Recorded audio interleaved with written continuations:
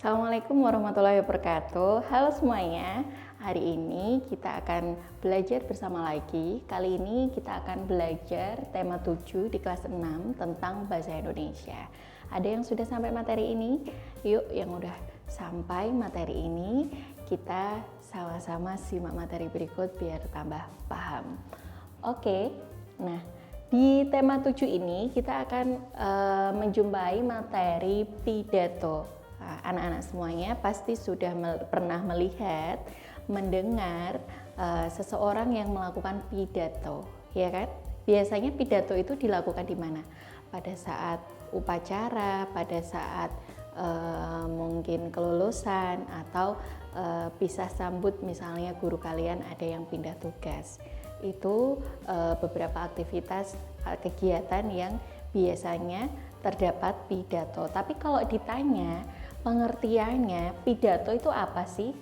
Ada yang bisa menjelaskan? Jadi pidato itu sama-sama kita lihat di sini pasti berbicara di depan umum dengan susunan yang baik untuk menyampaikan maksud dan tujuan tertentu.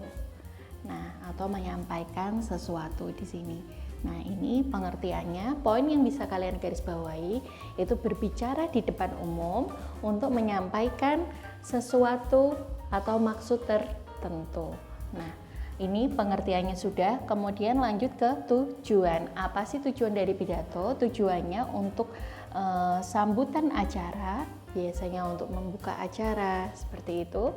Kemudian memahamkan atau menginformasikan, misalnya menginformasikan tentang suatu hal, informasi tentang pentingnya kebersihan, misalnya informasi tentang penerimaan siswa baru, orientasi siswa baru, misalnya kalian lagi masuk SD atau mau pindah jenjang ke SMP nantinya. Nah, itu biasanya ada pidato dari kepala sekolah. Nah, tujuannya adalah untuk mempengaruhi audien untuk mengikuti informasi apa yang kita sampaikan. Jadi kalau bahasa sekarang itu nambah followernya, mau mengikuti gitu ya. Kemudian bisa juga pidato ini bertujuan untuk menghibur audiennya.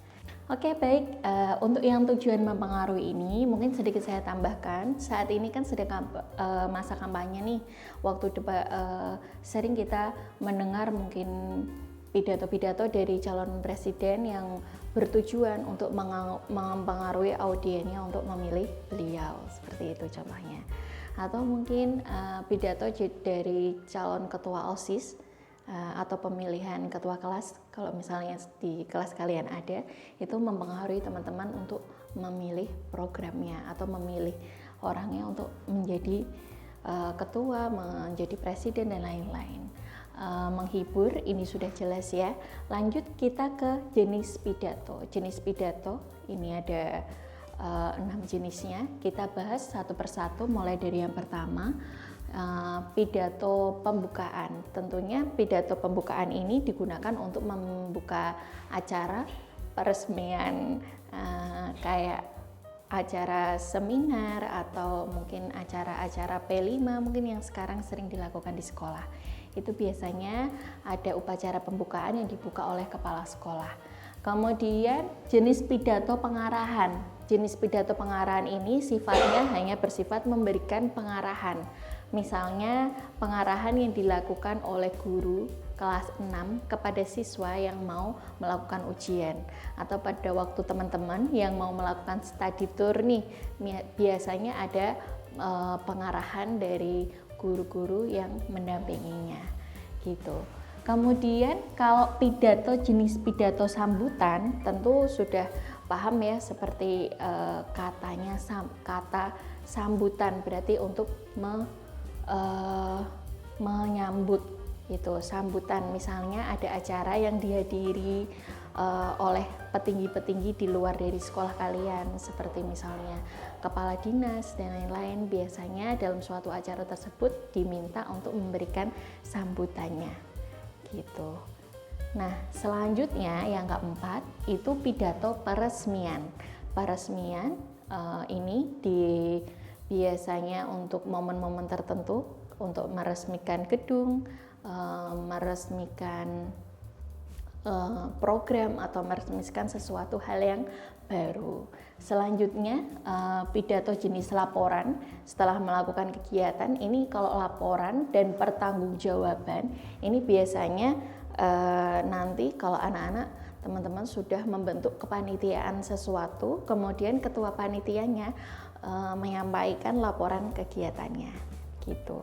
Sudah, untuk sampai di jenis silahkan yang mau ditanyakan boleh tinggalkan di kolom komentar. Atau mungkin selanjutnya kita langsung ke metode. Jadi metode menyampaikan pidato itu ada beberapa hal. Yang pertama dengan teknik menghafal ya. Menghafal tentunya sudah tahu ya, kita harus mempersiapkan teks kemudian kita hafalkan di rumah sebelum kita action di acara atau di panggung. Kemudian dengan cara membawa naskah.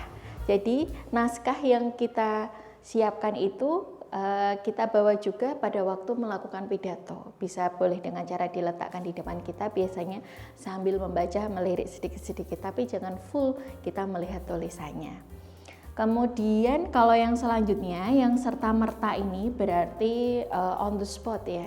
Jadi kita langsung, biasanya ini dilakukan oleh yang sudah ahlinya. Jadi kalau anak-anak yang belum biasa berpidato lebih baik dipersiapkan terlebih dahulu gitu ya.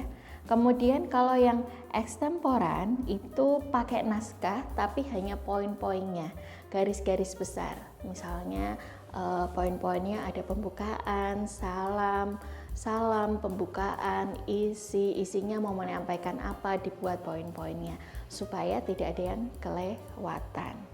Ini tadi untuk metodenya. Kiranya demikian yang bisa saya sampaikan untuk materi terkait pidato. Terima kasih sudah menyimak sampai akhir video. Sampai ketemu di materi berikutnya. Bye bye.